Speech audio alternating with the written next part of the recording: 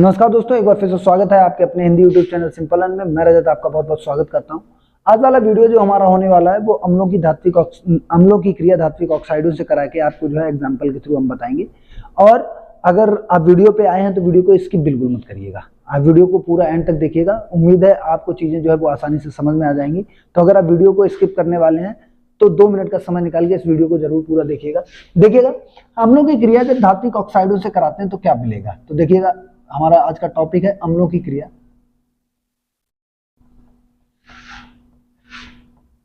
अम्लों की क्रिया धात्विक ऑक्साइड से कराने पर, धात्विक ऑक्साइड से कराने पर अम्लों की क्रिया जब धात्विक ऑक्साइड से कराएंगे तो मिलता क्या। पहले तो धात्विक ऑक्साइड के बारे में जान लेते हैं। एक्चुअल में धात्विक ऑक्साइड होते क्या है। कुछ बच्चों को कंफ्यूजन रहता है कि धात्विक ऑक्साइड से समझ में नहीं आता है धात्विक ऑक्साइड होता क्या है। कि जब भी किसी भी धातु की रिएक्शन जो है ऑक्सीजन के साथ कराई जाती है तो उस क्रिया को क्या कहा जाता है, ऑक्सीकरण क्रिया कहा जाता है। तो कैसे, देखिएगा, जब भी कॉपर की रिबन को हम जो है ऑक्सीजन की प्रेजेंस में चलाते हैं तो बनता क्या है आपका, तो देखिएगा कॉपर की वैलेंसी +2 होती है और ऑक्सीजन की वैलेंसी क्या होती है आपकी, -2 होती है। तो यहाँ पे क्या बनता है आपका, यहाँ पे आपका जो है क्या बनता है, यहाँ पे आपका बनेगा कॉपर ऑक्साइड। क्या बनेगा, CuO। तो बैलेंस करके देखेंगे, यहाँ पे ऑक्सीजन 2 है तो यहाँ 2 से इंटू कराएंगे और यहाँ पे भी 2 हो जाएगा। तो इस तरीके से कॉपर को जब ऑक्सीजन की प्रेजेंस में रखा जाता है तो उसका क्या हो जाता है, ऑक्सीकरण हो जाता है और इसी को क्या बोला जाता है, धात्विक ऑक्साइड बोला जाता है। तो जब भी आपको धात्विक ऑक्साइड प्राप्त करना हो तो आप क्या करेंगे, आप उस धातु की क्रिया किससे करा देंगे, ऑक्सीजन के साथ करा देंगे। तो इस तरीके से हम 2 धात्विक ऑक्साइड लेंगे। तो एक हम लेंगे यहाँ पे MgO और दूसरा लेंगे CuO। तो ये दोनों आपके क्या रहेंगे, धात्विक ऑक्साइड रहेंगे। तो इन्हीं दोनों की रिएक्शन हम किससे कराएंगे, अम्लों से। अब मान लीजिए कल को जो है मैं इन दोनों की रिएक्शन करा रहा हूँ किसके साथ, एसिड के साथ। मान लीजिए मैंने एक एसिड लिया HCl और HCl की क्रिया में CuO के साथ करा रहा हूं तो क्या बनेगा।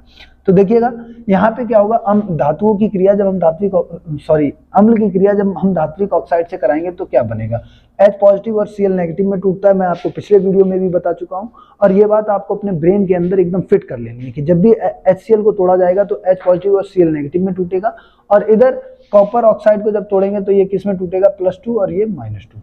ठीक है, तो ये हमेशा कॉपर पॉजिटिव और O जो है वो नेगेटिव में टूटता है। तो अब देखिएगा कॉपर जो है पॉजिटिव का और इधर Cl नेगेटिव का, तो ये क्या बनाएगा, CuCl2 बनाएगा। क्यों बनाएगा, क्योंकि कॉपर की वैलेंसी +2 होती है और Cl की वैलेंसी -1 होती है। तो ये बनाएगा CuCl2 और साथ में क्या बनेगा आपका, H2O बनेगा। क्या बनेगा, H2O।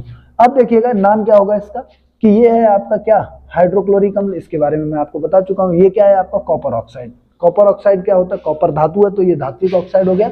और जब इन दोनों की आपस में रिएक्शन कराते हैं तो हमको धात्विक लवण मिलता है और धात्विक लवण में हमको क्या मिलेगा, कॉपर क्लोराइड मिलेगा। क्या मिलेगा, कॉपर क्लोराइड।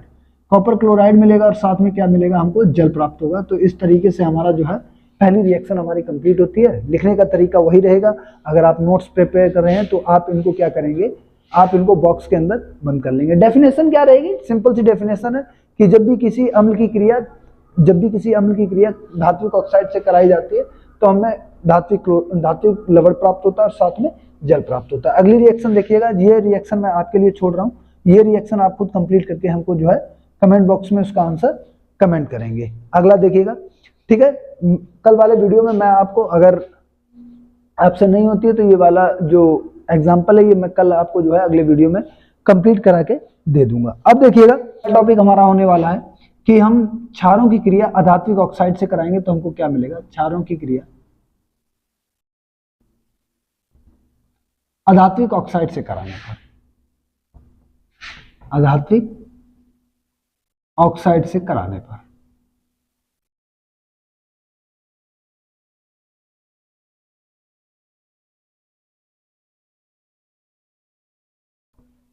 क्षारों की क्रिया अधात्विक ऑक्साइड से कराने पर। और अधात्विक ऑक्साइड क्या होते हैं, जब भी किसी अधातु की क्रिया ऑक्सीजन से कराई जाती है तो हमको क्या मिलता है, अधात्विक ऑक्साइड मिलता है। तो देखिएगा अधात्विक ऑक्साइड की क्रिया जब क्षारों से कराएंगे तो क्या मिलेगा, तो आप देख लीजिएगा फॉर्मूला क्या रहेगा आपका, अधात्विक ऑक्साइड, अधात्विक ऑक्साइड की क्रिया जब क्षार से कराएंगे तो हमको मिलेगा क्या, अधात्विक ऑक्साइड की क्रिया जब क्षार से कराएंगे तो हमको मिलेगा लवण तथा जल प्राप्त होगा। क्या प्राप्त होगा? लवण तथा जल प्राप्त होगा। देखिएगा एक एग्जांपल के थ्रू हम इस चीज को देख लेते हैं। तो जब भी आपसे कोई कहे कि अधात्विक ऑक्साइड की क्रिया जब क्षारों से कराएंगे तो क्या मिलेगा, तो अधात्विक ऑक्साइड की क्रिया क्षार से कराने पे हमको लवण तथा जल प्राप्त होता है। अधात्विक ऑक्साइड की बात करते हैं, जैसे मान लीजिएगा हम CO2 की रिएक्शन कराते हैं किसके साथ? क्षार के साथ। अब क्षार के साथ कराएंगे तो हम यहाँ पे ये ले लेते हैं CaOH का होल ट्वाइस। तो इसकी रिएक्शन जब कार्बन डाइऑक्साइड के साथ कराएंगे तो हमको मिलेगा क्या? तो देखिएगा इनकी रिएक्शन जब आपस में कराई जाती है तो CaOH के होल ट्वाइस, यानी कि ये क्या होता है आपका कैल्शियम हाइड्रोक्साइड। तो कैल्शियम हाइड्रोक्साइड की क्रिया जब किससे कराते हैं? CO2 से। तो CO2 से कराएंगे तो क्या मिलेगा? CaCO3 बन जाएगा प्लस आपका क्या बनेगा? H2O बनेगा। क्यों बनेगा H2O? क्योंकि एक यहाँ से OH निकल के एक ऑक्सीजन के साथ जुड़ के जो है वो क्या करेगा? कंप्लीट हो जाता है और आपका जल बनाता है। तो देखिएगा कार्बन डाइऑक्साइड की क्रिया जब CaOH के होल ट्वाइस यानी कि कैल्शियम हाइड्रोक्साइड से कराएंगे तो क्या बनेगा? कैल्शियम कार्बोनेट बनेगा। कैसे टूटता है ये? Ca हमेशा किस में टूटता है? Ca2 पॉजिटिव में टूटेगा और OH नेगेटिव होता है तो इसकी वैलेंसी 2 नेगेटिव हो जाएगी। अब देखिएगा यहाँ से ऑक्सीजन कितना होता है? 2 होता है और हाइड्रोजन कितना होता है? वो भी 2 होता है। तो यहाँ से एक ऑक्सीजन छूट जाएगा और साथ में यहाँ से 2 हाइड्रोजन और 1 ऑक्सीजन मिलकर क्या बना देते हैं? H2O। और ये जो टूटा हुआ ऑक्सीजन है वो इसके साथ चला आता है और क्या बना देगा? CO2 है तो यहाँ पे क्या हो जाएगा? CO3 हो जाता है। तो इस तरीके से क्या बनता है? आपका कैल्शियम कार्बोनेट बनता है। नाम करेंगे तो ये क्या हो जाएगी आपकी? ये आपकी कार्बन डाइऑक्साइड गैस है, कार्बन डाइऑक्साइड। और कार्बन डाइऑक्साइड की जब क्रिया किससे कराई जाती है? किससे कराई जाएगी? कैल्शियम हाइड्रोक्साइड से। कैल्शियम हाइड्रोक्साइड से। तो आपको क्या मिलेगा? आपको मिलेगा कैल्शियम कार्बोनेट। ये क्या मिलेगा आपका? Calcium carbonate. और साथ में आपका क्या बनेगा? जल बनेगा। और कैल्शियम कार्बोनेट जो होता है वो किस टाइप का होता है? आपका दूधिया हो जाता है। ये कैसा होता है? ये सफेद अवक्षेप हमको क्या मिलेगा? सफेद अवक्षेप की फॉर्म में मिलेगा। अवक्षेप क्या होता है? ये तली में बैठ जाता है और आपको जो है सफेद कलर का एक पाउडर टाइप से जो है वो तली में बैठ जाता है। और वो सफेद कलर का जो पाउडर होता है वो क्या होता है? कैल्शियम कार्बोनेट होता है। और कैल्शियम कार्बोनेट आपको कब प्राप्त होगा? जब किसी भी